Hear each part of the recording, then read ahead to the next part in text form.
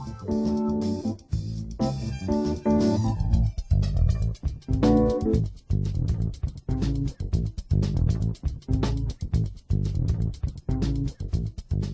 Panorama conversa hoje sobre o cenário da hanseníase no Brasil. Ontem, quando havia isolamento compulsório de infectados, e hoje, com a luta contra o preconceito, pelo resgate de laços familiares e por contrapartidas do Estado. A conversa de estúdio é com Tiago Flores, que é coordenador estadual do MOHAN, o Movimento de Reintegração das Pessoas Atingidas pela Hanseníase, e com Marco Túlio de Freitas Ribeiro, coordenador do Núcleo de Ensino e Pesquisa da Casa de Saúde Santa Isabel, da rede hospitalar do governo estadual. A eliminação da hanseníase ainda é um desafio à saúde pública brasileira. A Organização Mundial da Saúde recomenda que o coeficiente de prevalência da doença corresponda a menos de um caso por cada grupo de 10 mil habitantes. E o país tem índice de 1,59 para cada grupo de 10 mil. A média de Minas está no patamar recomendado pela OMS, mas a situação é grave em regiões como o norte do Brasil, o centro-oeste, que tem índices de prevalência de 3,49, 3,75, segundo o Ministério da Saúde. O país tem cerca de 33 mil novos casos de hanseníase por ano, sendo 7% deles em menores de 15 anos de idade. Bom, hoje a hanseníase pode ser tratada em qualquer unidade de saúde. Isso também é importante, a transformação das antigas colônias em hospitais gerais, que não são mais referência para novos casos de hanseníase, né, Marco Túlio? Exatamente. O tratamento hoje é feito, né, é feito a nível ambulatorial, não se justifica mais, né, o isolamento. Isso acabou, não tem por que existir isso mais. O paciente ele é diagnosticado, recebe a medicação na unidade básica de saúde e vai ser tratado lá, né? Aquilo que eu falei, o importante é o diagnóstico precoce e o pronto tratamento, porque esse paciente que recebendo o diagnóstico e recebendo o tratamento na unidade básica de saúde, ele não vai desenvolver incapacidades, né? Consequentemente, não se justifica mais internação compulsória do paciente com hanseníase. Próxima região hoje da Casa de Saúde Santa Isabel, ainda vivem muitas dessas pessoas que eram isoladas. Ainda Sim. estão lá, ainda são atendidas, né, no hospital. Sim, há, né, o que a gente chama de plano terapêutico que atende esses pacientes que foram internados no período compulsório, né, os pacientes do período de internação compulsória. Hoje em dia, eles são assistidos pela equipe, né, são pacientes que tiveram a doença numa fase em que ainda não havia um tratamento efetivo, né, eficaz. Muitos são sequelados, é isso? Sim, né? sim, apresentam sequelas. Sequelas é a necessidade que se teve da perda de retirar... Deformidades, né, como você falou no início do programa, a hanseníase, ela é uma doença que atinge primariamente os nervos e secundariamente a pele. Então, a perda de sensibilidade, ela tem um impacto muito grande, porque leva a feridas que muitas vezes, né, levam a amputações. Né? Bom, Tiago, a gente viu ali que ainda há um percentual de contaminação de crianças e adolescentes, né? Como é que a gente deve entender isso? Um percentual de 7% dos novos casos referentes a crianças e adolescentes. O Brasil também tem esse dado muito negativo. Também nós somos os primeiros do mundo em incidência de hanseníase em criança. Isso é muito preocupante, porque se tem criança sendo detectada com hanseníase, isso mostra que tem muitos adultos, né, transmitindo a doença. Porque não diagnosticados, não tratados. Não diagnosticados, sem tratamento, transmitindo a doença para essas crianças, porque é uma doença que tem um período de incubação muito longo. E se tem criança manifestando hanseníase, quer dizer que ela está pegando assim muito cedo. Ou seja, esse período de incubação, o pessoal de casa entender, é que a bactéria já está com a pessoa, mas os sintomas não apareceram. Exatamente. E os sintomas primários são manchas na pele, não é isso? Isso. Os primeiros sintomas são manchas na pele, né, esbranquiçadas ou avermelhadas, que a pessoa não sente, ela tem a perda de sensibilidade. E aí o grande desafio também desse diagnóstico precoce é porque não existe um exame que se faça hanseníase, é sempre o exame clínico.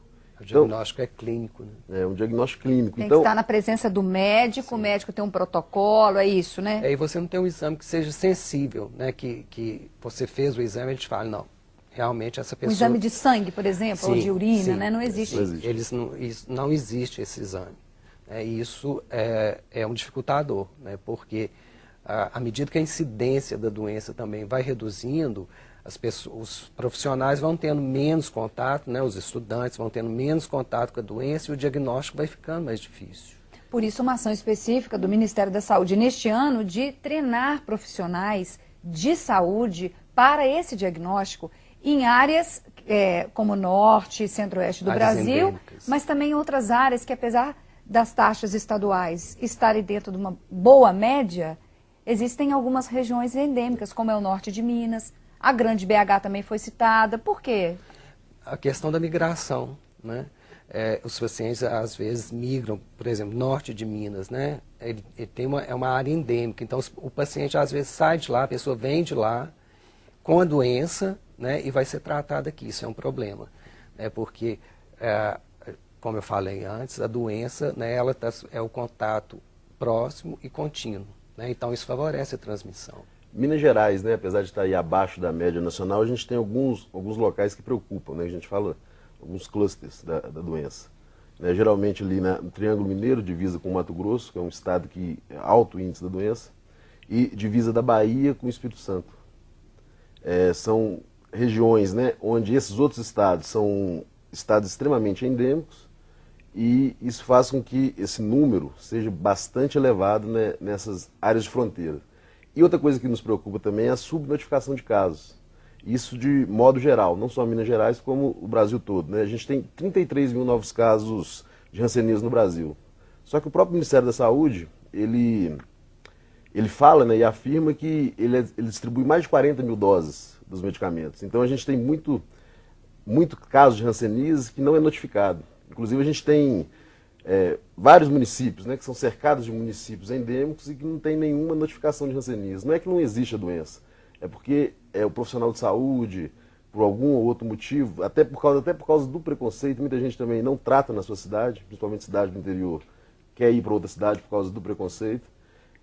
Belo Horizonte, né, esse número elevado aí de casos em Belo Horizonte, você tem dois fenômenos aí, que é a questão do entorno, as regiões metropolitanas de Belo Horizonte, onde as condições de vida, né, ligada também à questão da pobreza, onde a pessoa não tem uma condição de vida, né, mora numa casa apertada, com muita gente, que é um indicador de transmissão da doença. Você tem essa questão e tem a questão, igual o Dr. Marco Túlio falou, que é a questão de pessoas que vêm do interior para serem notificadas em Belo Horizonte. Outro dado interessante é o seguinte: a literatura fala que para cada um caso diagnosticado, existe 3 casos ocultos da doença. Então, se nós temos 33 mil novos casos no Brasil, a gente está falando aí que nós temos 100 mil pessoas que estão aí na sociedade, de um modo geral, sem diagnóstico e sem tratamento da doença.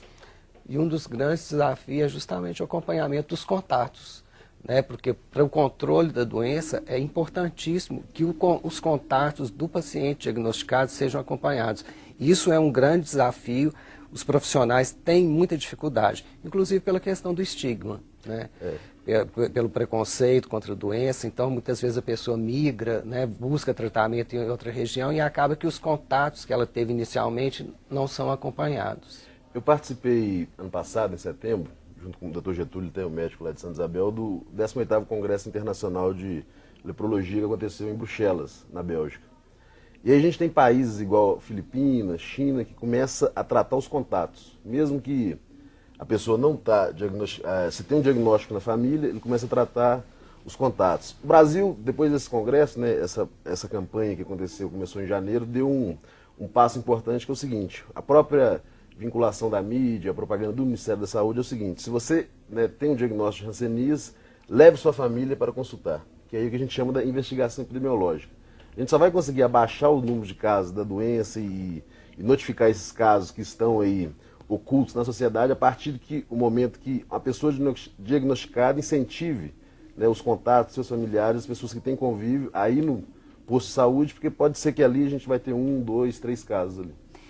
E eu acho importante, né, a gente frisar isso, né, que o contato também procurar se tratar, né, porque aí sim aí a gente vai dar um passo grande no controle da doença.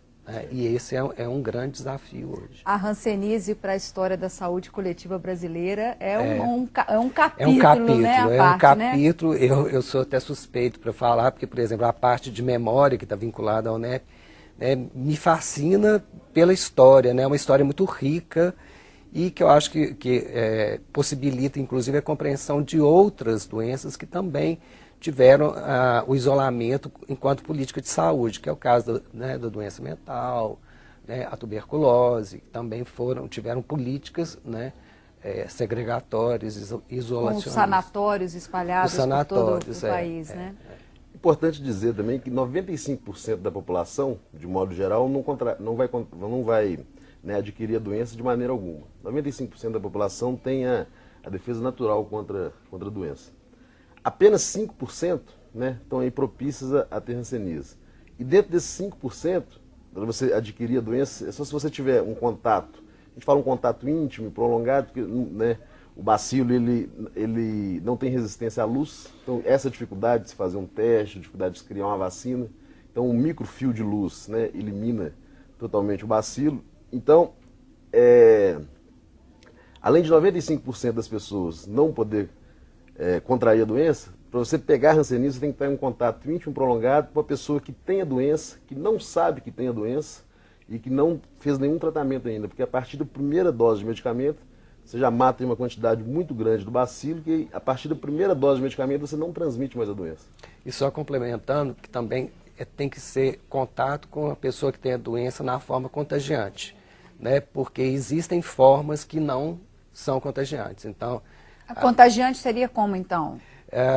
A forma virchoviana, né, você tem diferentes formas clínicas, apresentações clínicas. A forma virchoviana é a forma, né, que tem maior propensão ao contágio. É só um tipo da bactéria? O que é essa forma? É a manifestação?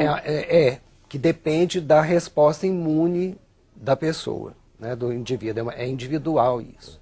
Né? Então, assim, também não são todas as formas, né, Tiago? Tem formas que... O diagnóstico tardio... Por né? isso é que se um tratamento em cima das desigualdades, né, levando informação, né, acabando com preconceito, não seria difícil.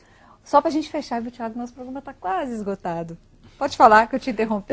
Não, a gente só queria dizer que isso que você falou, só para complementar, a Europa, né, eliminou a hanseníase antes do descobrimento da cura da doença através de medicamentos. Por quê?